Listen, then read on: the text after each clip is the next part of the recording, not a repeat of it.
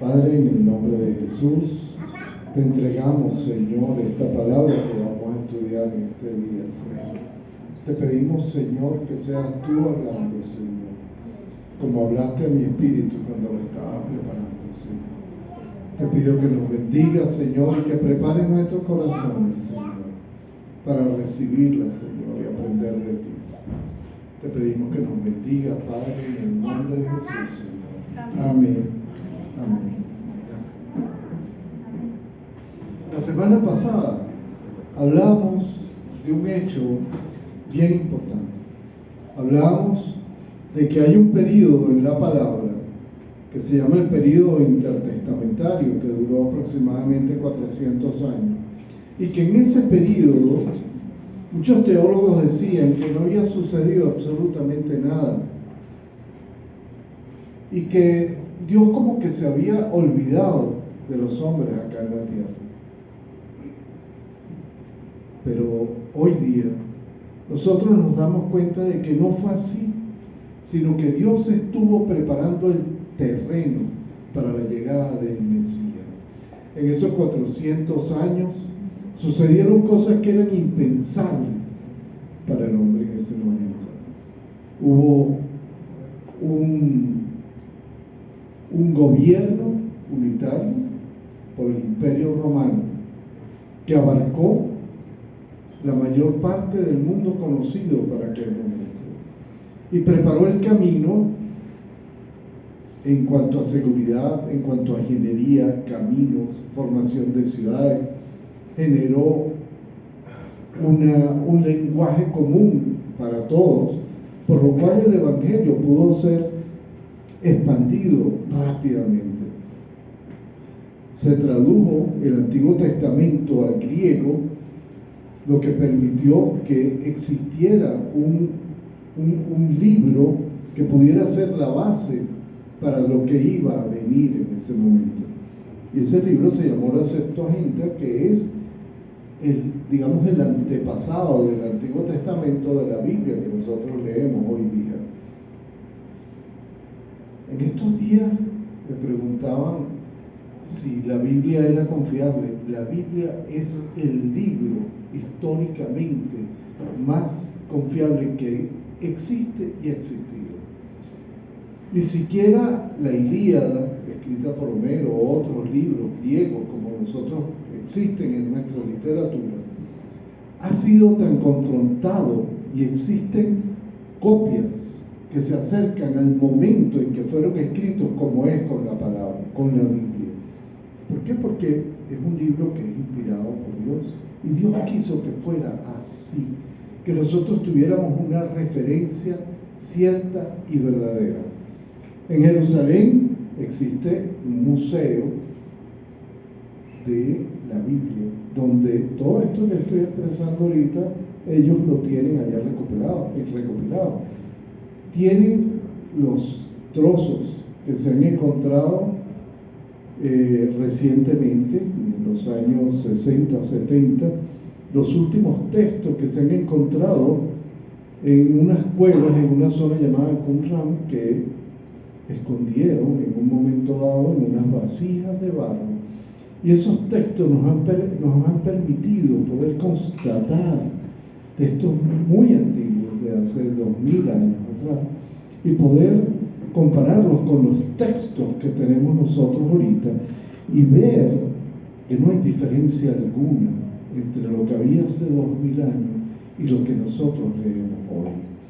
La palabra de Dios fue conservada como lo que es la palabra de Dios, la palabra cierta de Dios. Y esa palabra es la que nos permite a nosotros poder sortear las realidades que estamos viviendo hoy. 3.000, 4.000 años después, la palabra de Dios sigue teniendo la misma vigencia que la tuvo en aquel momento. ¿Y cuál es nuestra realidad hoy? Venezuela hoy es el escenario perfecto para la obra de Dios.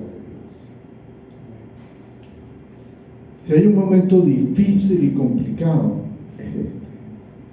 Si hay un momento en que nosotros solo podemos sortearlo de la mano de Dios, es este. Quizás hace 30, 40 años atrás vivíamos en una fiesta. Eso es como predicarle a un rico. Es difícil. Y lo dice la palabra de Dios. Cuando se encontró Jesús con el rico y le predicaba la palabra, le dijo: deja todo lo que tienes y sígueme. Y el rico dijo: no, ¿cómo voy a dejar lo que tengo? Lo mismo sucedía hace 40, 30 años atrás, quizás menos. Éramos un país inmensamente rico. Éramos un país donde nuestra moneda incluso valía más que $1. La gente prefería tener bolívares que dólares en la cartera, porque el bolívar era una moneda confiable. Éramos un país que nos creíamos la última Pensacola del desierto. Pero ¿cuál es nuestra realidad hoy? ¿Estamos seguros que la conocemos? 7,5 millones de venezolanos han dejado el país. Nuestros hijos, nuestras familias han tenido que buscar lugares diferentes para poder subsistir en este momento. Un cuarto de nuestra población ha tenido que huir del país por razones económicas, buscando mejores lugares. ¿Lo han encontrado? Algunos sí, la mayoría no. Por eso hay que tener muy clara la dirección del Señor en cuanto a lo que vamos a hacer. Pero nosotros, los que nos hemos quedado aquí, tenemos una misión y tenemos que conocer nuestras realidades. El aparato productivo del país está destruido. No existe una cadena, no existe una relación entre el que siembra en el campo o el que pesca en el mar, la industrialización y el mercado y nosotros que somos los consumidores. Esa cadena está rota. ¿La podremos recomponer? Sí, la vamos a poder hacer, pero lo vamos a poder hacer de la mano del Señor. Somos un país de tercera edad. Es una contradicción, porque nuestro país llegó a ser el país más joven de Latinoamérica. ¿Qué significa ser un país de tercera edad? Un demógrafo, que es el que estudia la población, les diría a ustedes que la lógica es tener un país donde la pirámide fuera sustentada en su base por una gran población de jóvenes, y que esta población de jóvenes fuera generando la riqueza necesaria para sostener a nuestros ancianos, a las personas de mayor edad, en la medida en que fueran jubilándose, sostuvieran con sus ingresos la riqueza del país y los recursos que fueran necesarios para sostener a nuestros abuelos, a nuestras personas de mayor edad. Esta pirámide hoy día está invertida. Esos 7,5 millones de venezolanos que han salido del país por razones justas o no lo voy a juzgar, pero que han tenido que salir del país, han invertido por completo lo que se llama la pirámide poblacional. Y hoy somos un país de ancianos, un país de personas de edad que nos encontramos trabajando y haciendo lo mejor que nosotros podamos hacer para poder sostener a nuestra familia y sostener nuestro país. Por eso hay gente que debería estar retirada y que ustedes lo ven afrontando las realidades que le corresponden cada día. Eso hace que igual el escenario perfecto para lo que ha de venir. La pobreza. 9 de cada 10 venezolanos hoy día es pobre. Es pobre. Cuando nosotros teníamos unos índices de pobreza de 30 y pico %, hoy los índices de pobreza llegan al 90%. Una cosa descomunal. Solo un 10% de la población restante que queda en el país, 2,5 millones nada más de venezolanos, son inmensamente ricos. Lo que ha generado una brecha, una desigualdad entre el 98% de la población, el 90% de la población y el 10% que es rico. La capa media se ha perdido. No existe. O somos pobres o somos ricos.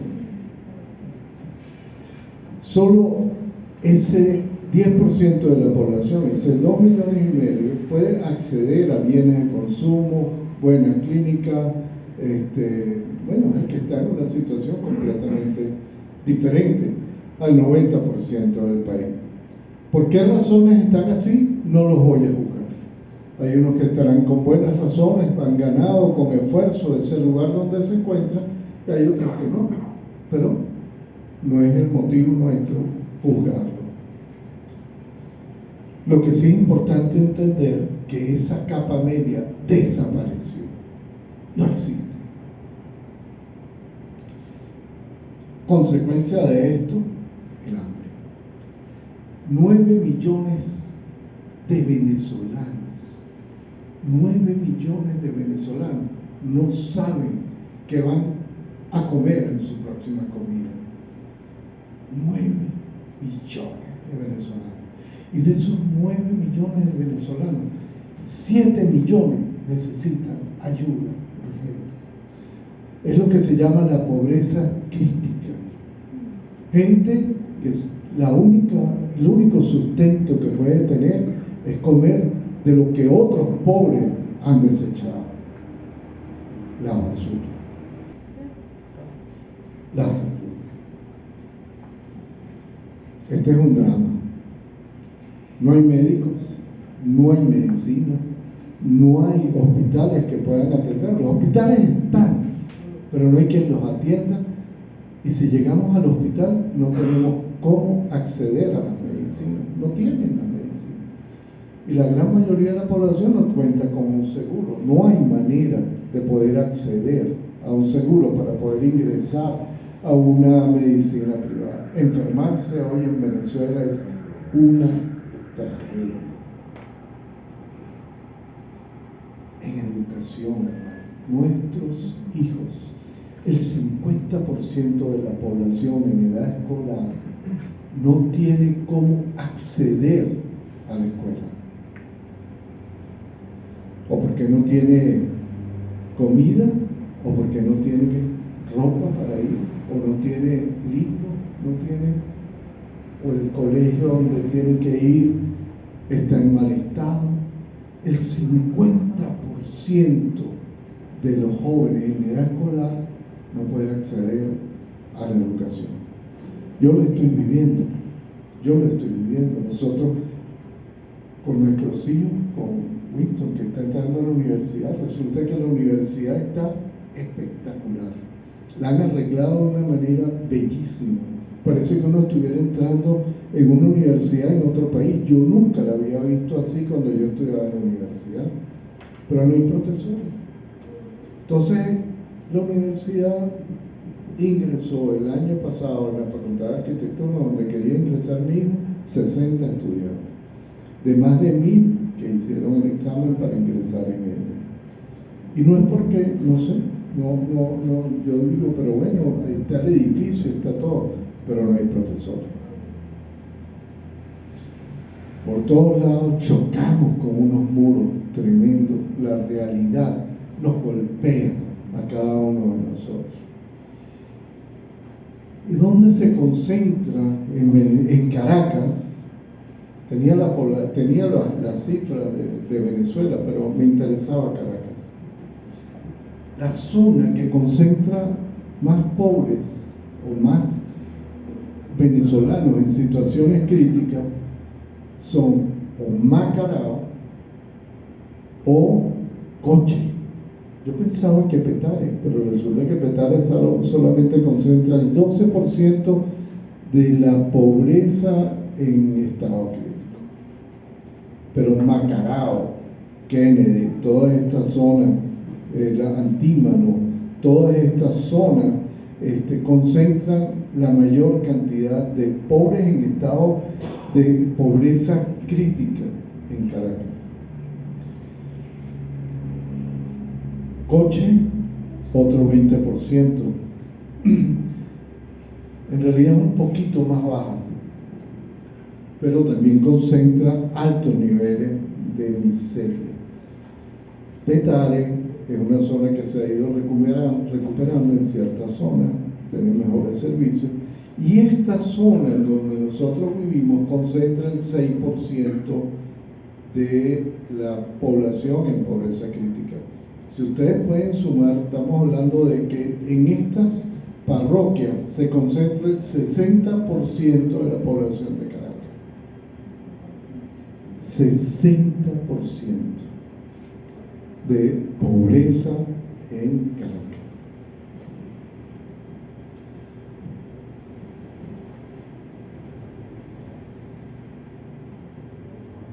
El Estado a lo mejor está haciendo lo mejor que puede, lo que cree que puede hacer, pero no puse esas cifras, pero por ejemplo, la ayuda social de las cajas CLAP, por ejemplo, nada más llegan al 30% de la población del país. 30% nada más. El Estado está rebasado en sus posibilidades. O sea, con las políticas que se están haciendo ahorita es imposible que el Estado pueda resolver los problemas que están teniendo Venezuela en este momento. No hay manera, no existe. No hay posibilidad alguna que el Estado pueda resolver la situación que está viviendo el país. Hay algunos que comparan a Venezuela con los países africanos que estaban en su peor momento en el año 2000 y tanto. Nos comparan con Namibia, Mozambique o Angola, países que han tenido más de 15 años de guerras civiles y están en una situación de pobreza similar a la que está viviendo Venezuela. Gracias a esas guerras civiles por las que ha pasado. Lo increíble de todo es que nosotros no tenemos guerras civiles. O sea, ¿qué ha pasado en nuestro país? El Señor se olvidó de Venezuela. ¿Será?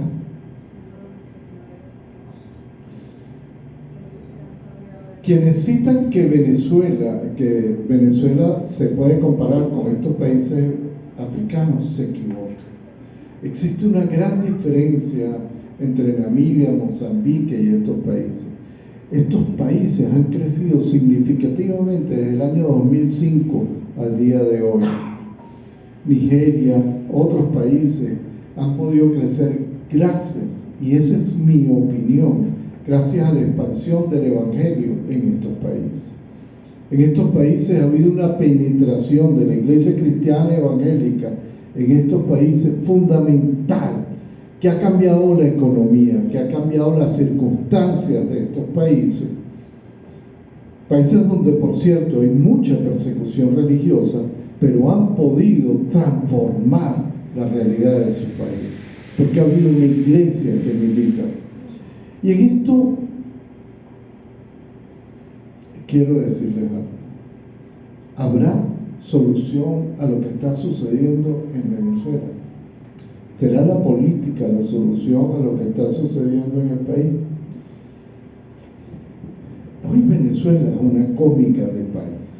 Y perdonen que lo diga esto porque no quiero herir susceptibilidades, pero no estoy hablando ni de gobierno ni de oposición, porque ambos tienen un gobierno.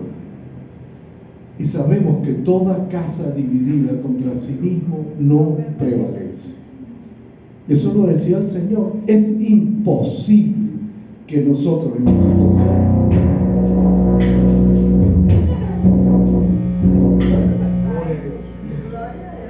Gloria a Dios. Como dicen, palabras ciertas. Es imposible que nosotros con estos gobiernos, del lado que sean, podamos solucionar lo que está sucediendo en este momento. Y yo creo que la solución es la transformación del corazón de los venezolanos. Pero yo les voy a comentar algo. Yo fui candidato a senador en el año 1998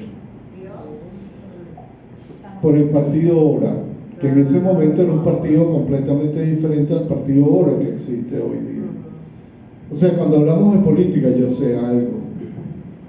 Conocí al presidente Clinton en el año 1996-95. Estuvimos en Estados Unidos, estuvimos en Washington, estuvimos entrevistando con los políticos que realmente dirigían en aquel momento lo que era la política latinoamericana.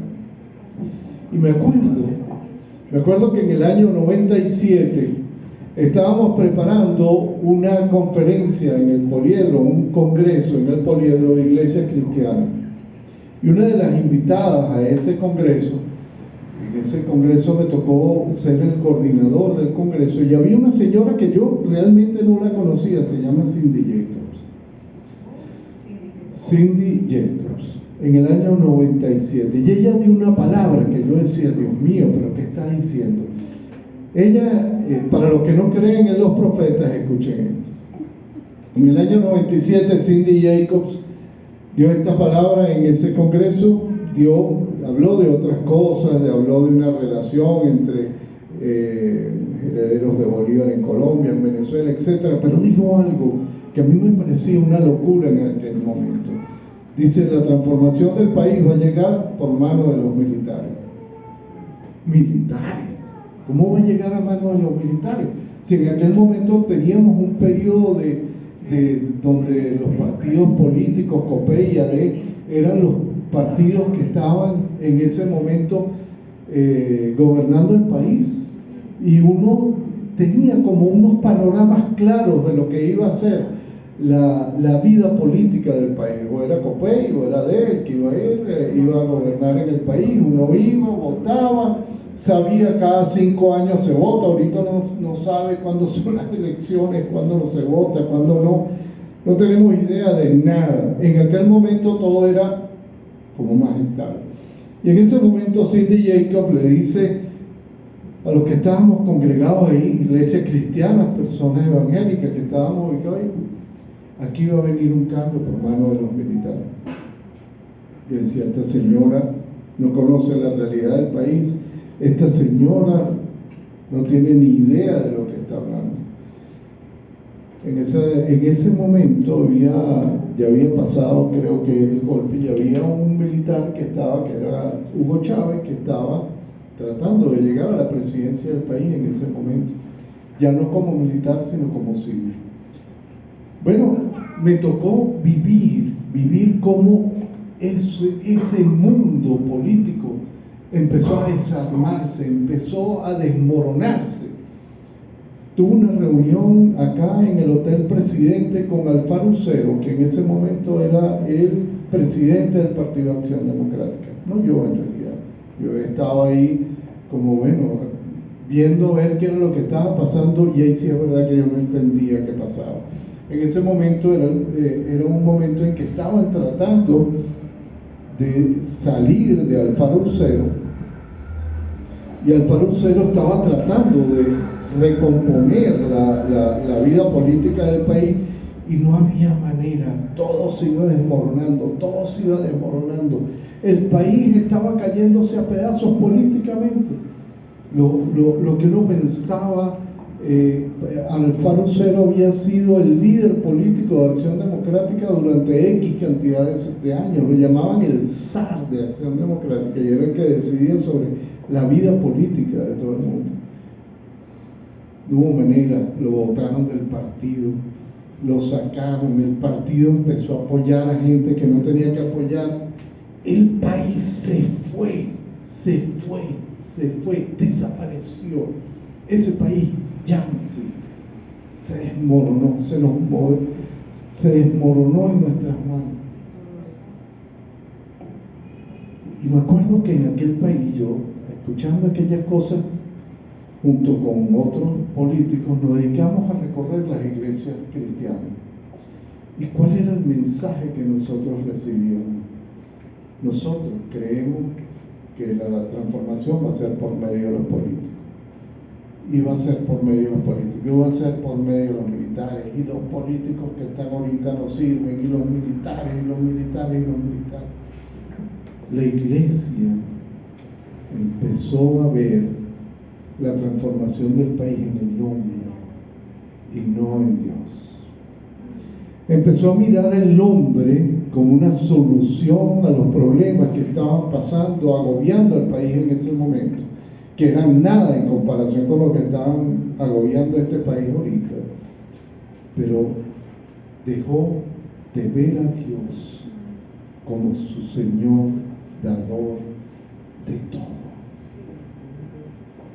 y empezó a seguir al hombre. Hermano, la iglesia que fuera, íbamos allá y le decíamos, pero esto no puede ser, ¿cómo van a pensar de esa manera? Vamos a transmitir un mensaje diferente.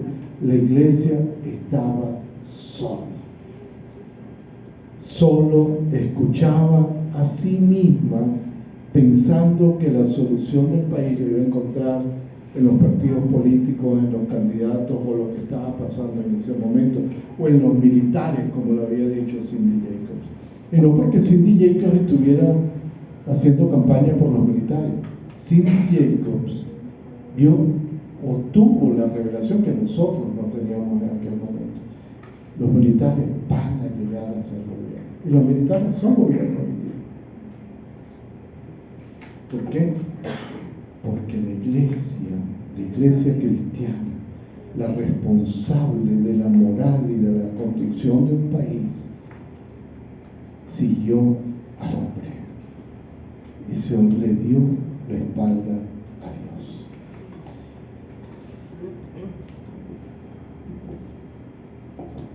Somos una iglesia que tiene que reconstituir la mirada en el Señor. No hay otra manera. Pero ¿será esto posible? ¿Será posible hoy día que nosotros podamos transformar este país, este grupito que nos encontramos acá? Si este mensaje se estuviera escuchando, quién sabe, en muchas iglesias fuera diferente, pero este grupito podrá hacerlo. Este pequeño grupo podrá hacerlo.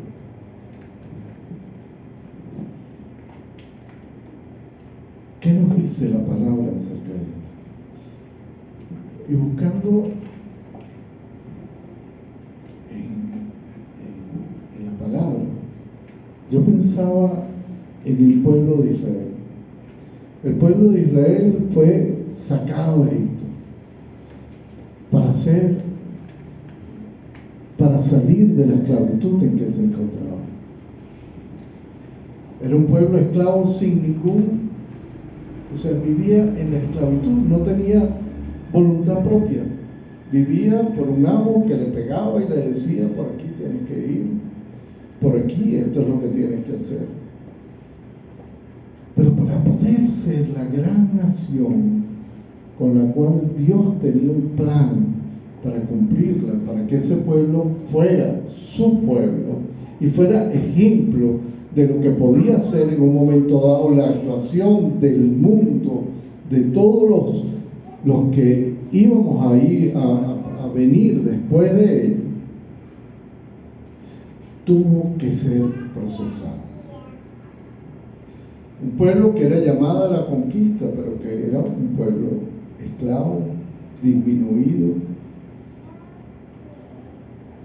pero era un pueblo que tenía que aprender a ser absolutamente dependiente de la palabra de Dios.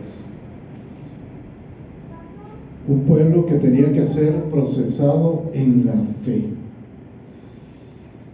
Pero eso realmente sucedió. Es impresionante.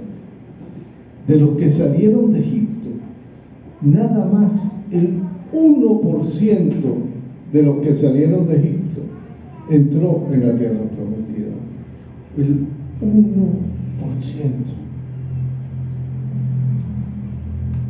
Josué y Caleb. De Egipto salieron 2,5 millones de israelitas. En el desierto tuvieron que morir todos, excepto 2, los cuales el Señor probó su corazón y pudieron entrar en la tierra prometida.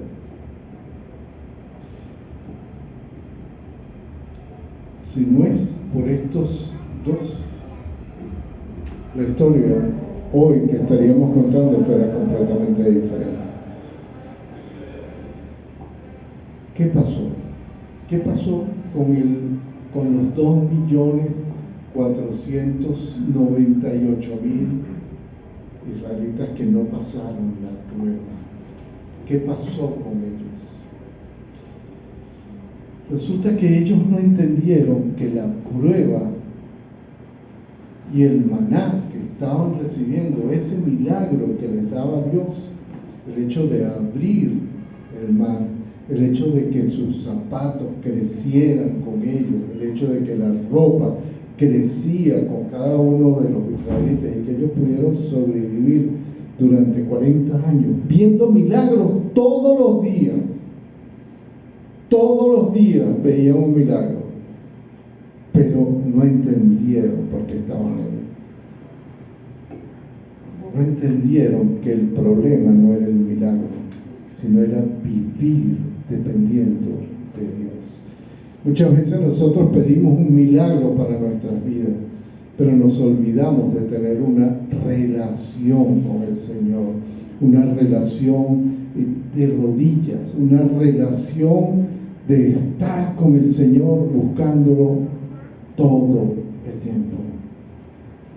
Pedimos al Señor milagros, pero no nos damos cuenta que el problema no es el milagro, el problema es nuestra relación con Dios.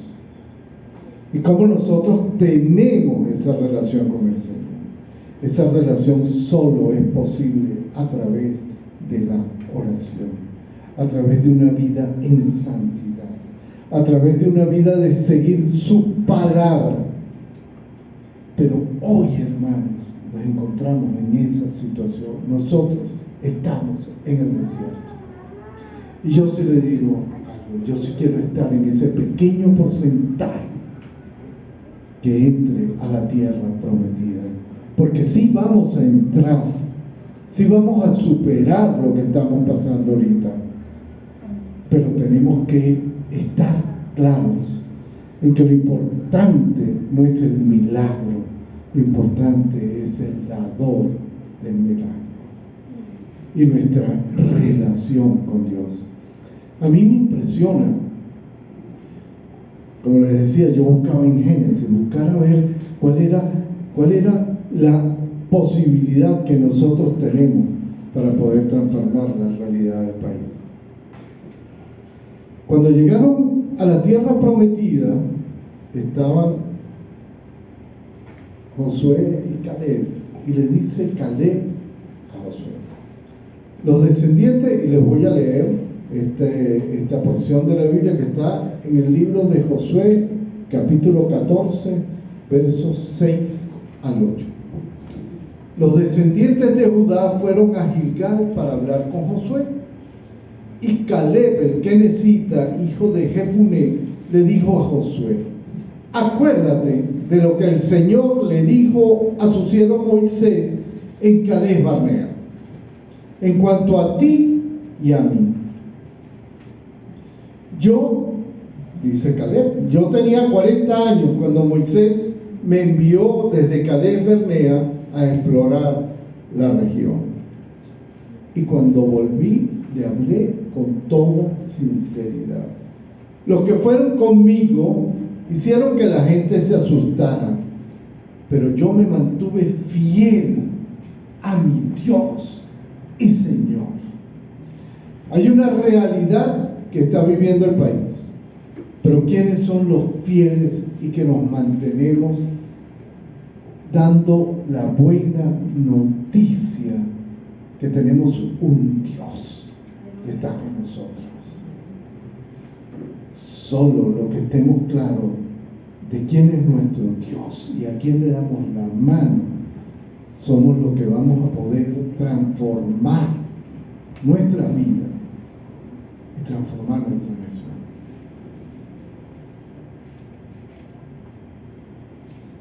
Y a mí me impresiona esta palabra que le dice Caleb a Josué.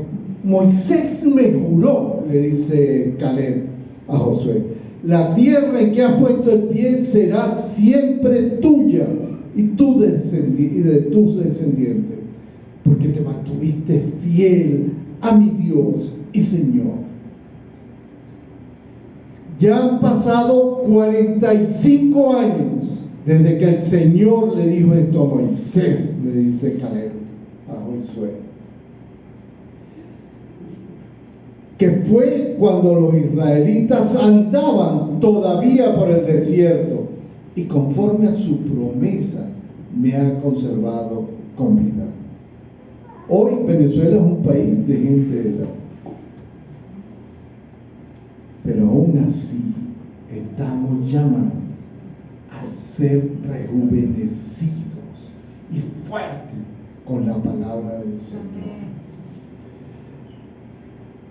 Ahora ya tengo 85 años, le dice Caleb a Josué, pero todavía estoy tan fuerte como cuando Moisés me mandó a explorar la tierra, y puedo moverme y pelear igual que entonces. Amén. Amén. Amén. Amén. Aunque estemos cumpliendo años hoy. Amén. Amén. Amén. Porque serás rejuvenecida, tendrás fuerza como las águilas, como árbol plantado a la orilla del río, y reverdecerás y seremos fuertes para poder cumplir lo que el Señor nos ha encomendado. Y Caleb le dice a Josué, esta parte fue la que más me impresionó: por eso te pido que me des ahora la región montañosa que el Señor me prometió.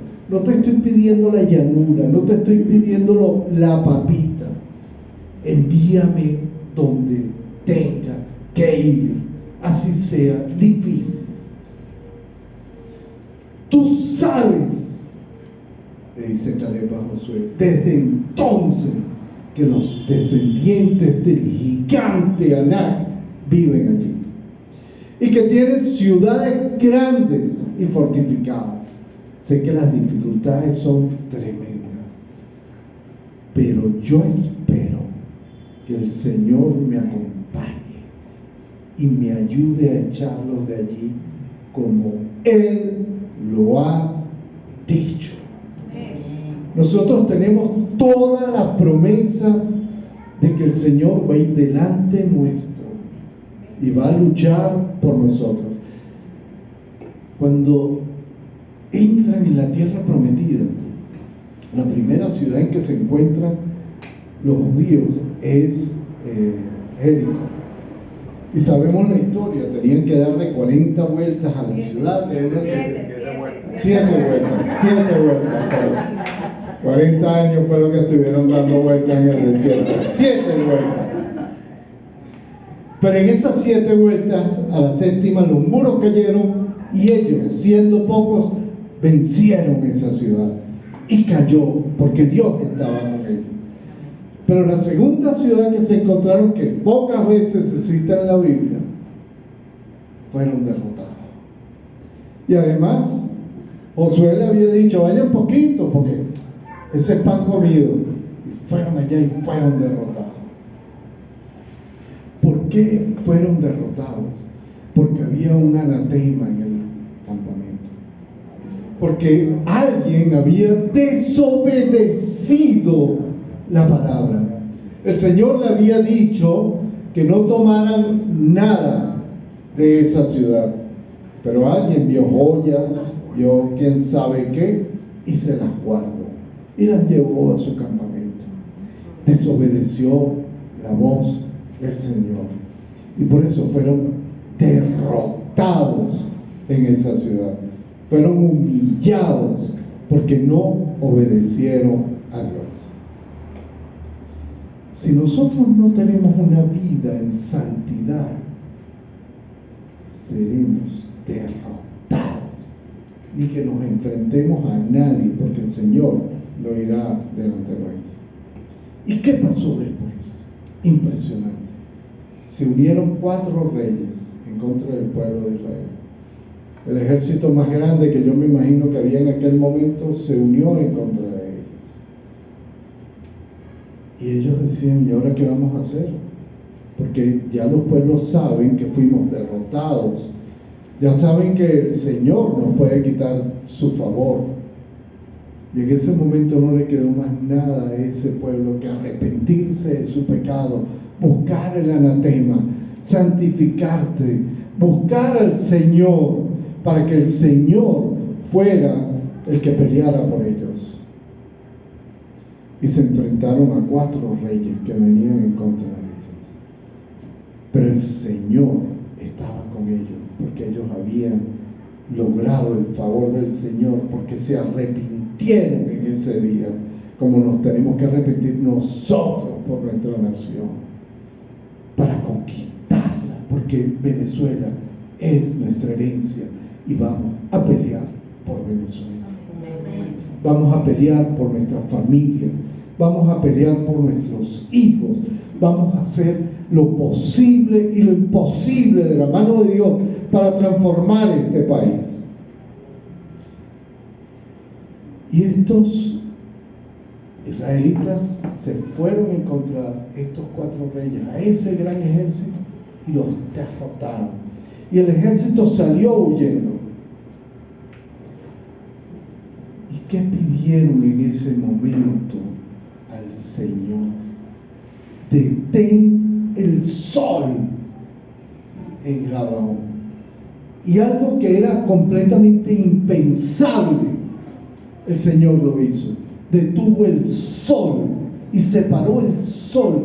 Y los últimos, o digamos los últimos, pero la NASA también certifica que hay una variación en algún momento en nuestro sol, que demuestra que en ese día el sol paró. Lo impensable sucedió. Se paró el sol para que los israelitas pudieran perseguir a estos ejércitos y destruirlos. El Señor pelea a nuestro favor. El Señor es capaz de parar el sol para que nosotros podamos cumplir con su propósito. Él ya tenía determinado que el pueblo de Israel conquistara la tierra prometida. En lo más vil y despreciado de este mundo, que era ese pueblo esclavo, se levantó y cambió su nación. A veces hemos sido menospreciados, a veces hemos sido humillados, pero el Señor está contigo. No sé cuál es tu realidad, no sé cuál es ese gigante a los cuales tienes que enfrentarte, pero sí sé que la transformación de este país vendrá de nuestra mano tomada de Dios. No tengo dudas, no tengo dudas, no tengo dudas. Venezuela es nuestra promesa y está aquí para ser conquistada. Las pruebas son para crecimiento, las pruebas son para que confiemos en el Señor. Las pruebas es lo que nos permite voltear nuestra mirada al Señor y saber que enfrentamos gigantes, pero los vamos a derrotar. Somos pocos, pero lo vamos a hacer. En los momentos de prueba, así como lo hizo con Josué y con Caleb, Él te quiere formar hoy. ¿En qué te quiere formar? En la fe, en la oración y en la alabanza al Señor. fe, oración y en alabanza. Esas son nuestras armas, nuestras herramientas para derrotar cualquier gigante que se nos quiera oponer, porque dependemos absolutamente de su palabra. No es que no creamos en milagros, no es que no creamos en que Dios, cuando quiera hacer cualquier operación, puede hacerlo. Pero lo importante no es el milagro. Lo importante no es que vivamos del maná que nos está dando el Señor hoy día, que vivimos de las pocas cosas que nos da. Lo importante no es ver el maná, lo importante es ver al que nos da el maná y establecer nuestra relación con Él. Amén. No es pedir maná, es Señor, quiero tener una profunda relación contigo. No quiero el milagro, quiero tu amistad, tu cercanía, tu relación. Vivir por fe, una vida absolutamente dependiente del Señor. Por eso que en la prueba ora más, en la prueba alabé, en la prueba ofrenda más. O sea, ejercita tu fe, tu dependencia absoluta al Señor, para que podamos conquistar nuestra tierra prometida sin temor a ningún gigante, a ningún problema, a ninguna situación, a ninguna enfermedad, a ningún problema que pueda haber en tu vida. Es capaz de resistirte a ti de la mano de Dios. Él restablece vidas, Él restablece toda dificultad, toda situación de la mano de Dios la podemos resolver. Por eso Venezuela es nuestra promesa y está para ser conquistada. Una última cosa. ¿Quién quiere participar de la gloria de Dios y de su recompensa? Amén. Amén. Amén. Amén. Otra historia que me daba el Señor, y la leo rapidita. Está en Marcos 15, 21. Y fue una reflexión que escuchábamos Herminia y yo esta semana. Pero con otro giro, pero cuando la leí anoche. ¿Ustedes saben quién es Simón de Cirene? Simón de Cirene era un señor que nos dice la palabra lo siguiente: y obligaron, esta es la única mención que hay en la Biblia, aunque está en todos los evangelios, y obligaron a uno que pasaba, Simón de Cirene, padre de Alejandro y de Rufo, que venía del campo, a que le llevase la cruz. Ese es el único versículo dedicado a Simón de Cirene. Pero ese versículo inmortalizó a un hombre que decidió participar de la gloria de Dios. ¿Y cómo fue? Primero, obligaron a Simón, que venía del campo en ese momento. Fue obligado, tal vez no quería hacerlo, tal vez se sentía cansado. Era la hora tercera era las 9 de la mañana, o sea que no era que estaba trabajando, venía del campo, tal vez venía a comprar semillas, quizá, quién sabe qué venía a hacer, pero venía por ahí. Quién sabe si sabría lo que estaba aconteciendo en ese momento en Jerusalén. Nadie lo sabe, pero él venía pasando y fue obligado. Además, era un extranjero. Cirene Por eso hablan Simón de Cirene. Cirene era una ciudad griega en la Libia de hoy. Libia es donde estaba Muammar Gaddafi hasta hace pocos años. Ahí en ese país hoy está ubicada la ciudad de Cirene, ya es una ruina, pero ahí queda Cirene. Era extranjero en Jerusalén, tal vez ni sabía qué era lo que estaba aconteciendo en ese día. Pero ese día no se resistió. Le dijeron, hey, sostén la cruz. ¿Por qué la sostenía? Porque Cristo iba a morir. Pero no era que iba a morir en la cruz, ya estaba muriendo en ese momento. Y tenían que preservar su vida para que muriera fuera en la cruz. Y obligaron a Simón a que cargara la cruz.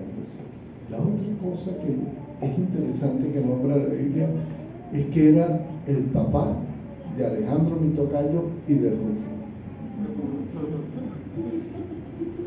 Alejandro y de Rufo. Una persona que hizo un gesto quizás sin habérselo propuesto, tal vez no sabía ni qué estaba aconteciendo, pero ayudó al Señor y compartió su gloria. Y por eso el Señor lo inmortalizó, porque el Señor podía no haberlo tomado en cuenta y no hubiera aparecido en la Biblia. Pero hoy Simón, Alejandro y Rufo han sido inmortalizados en la Biblia. El Señor no solo tuvo cuidado de inmortalizar a Simón, sino de inmortalizar a sus hijos también. Su obra, su gesto se extendió a su familia. Por eso yo sí estoy seguro de que esa promesa dada a un carcelero se extiende a nuestra familia hoy. Que el Señor vea los que participamos de su gloria y nos compensa. Nada que nosotros hagamos por el Señor cae en el vacío. Porque cualquier cosa que nosotros hagamos va a tener su recompensa cuando la hagamos para el Señor. Porque Él no se guarda nada. Y aún Simón, habiendo sido obligado, recibió la bendición del Señor.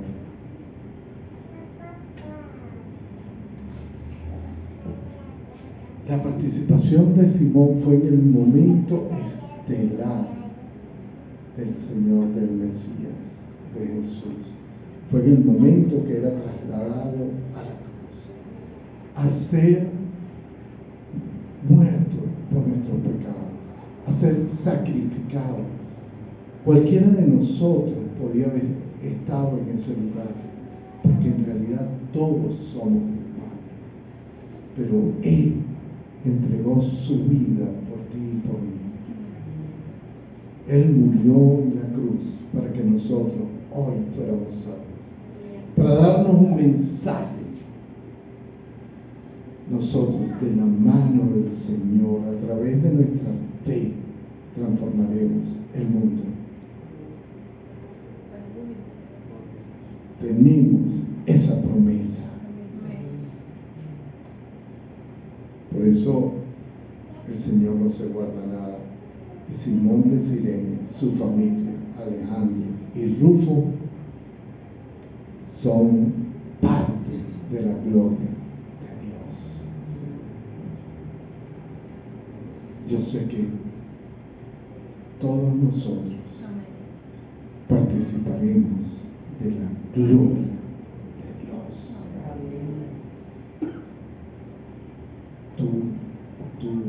Tú, todos nosotros, Carlos, tenemos un destino y es participar de su gloria, porque nosotros y nuestra familia seremos parte de su gloria por toda la eternidad y transformaremos Venezuela, transformaremos el mundo. No sé dónde estaremos mañana, sé dónde estamos hoy. y estamos formándonos en la fe para poder participar de la gloria de Dios. Grandes cosas veremos salir de aquí, de este lugar, tomados de la mano de Dios, y participaremos de su gloria.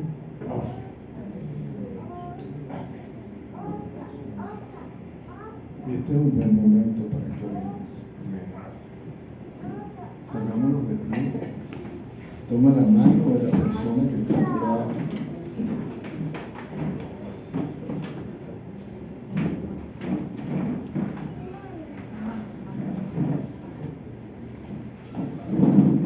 Padre, en el nombre de Jesús, Señor.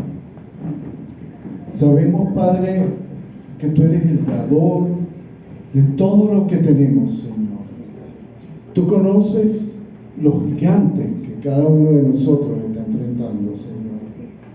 Pero sabemos, Padre, que de tu mano, como decían Josué y Caleb, son pan comido para ti, Señor. Y sabemos, Padre, que tú eres el que pelea por nosotros, Señor. Así como cuando el pueblo de Israel se enfrentó a los ejércitos de esos 4 reyes, la palabra dice que tú les tirabas piedras desde el cielo, porque tú peleabas por ellos, Señor.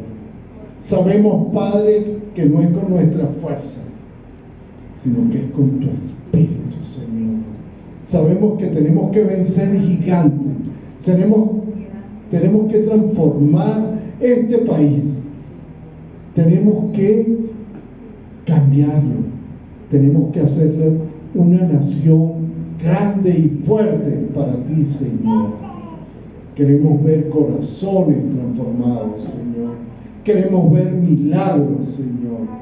Y todos los veremos de tu mano, Señor. Porque nunca nos olvidaremos de ti, Señor. Porque entendemos, Padre, que no es el milagro lo que queremos, es nuestra relación contigo.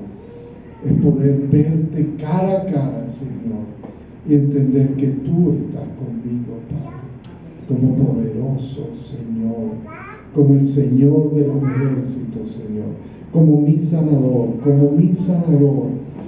y contigo, Señor, nada se nos puede enfrentar, Señor. Te pedimos que nos bendigas, Padre, te pedimos que nos acompañes cada día, Señor, que nos permitas afrontar, Señor, de tu mano a nuestros gigantes, Señor, a nuestras dificultades, con la fe, con la certeza, con la seguridad de que lo vamos a vencer y que disfrutaremos de nuestra herencia con nuestros hijos, con nuestra familia, Señor, porque creemos en tus promesas que tú nos has dado. Y te damos las gracias, Señor, porque nos permite participar de tu gloria, Señor. Participar de tu gloria. Tú eres un Dios celoso. Sabemos que tú no la compartes, pero sí nos permite ser parte de ella. Bendícenos, Padre. Acompáñanos siempre, Señor. Que podamos orar, que podamos estar contigo, Señor, alabar tu nombre desde hoy y para siempre, Señor. Bendito sea. Dios los bendiga.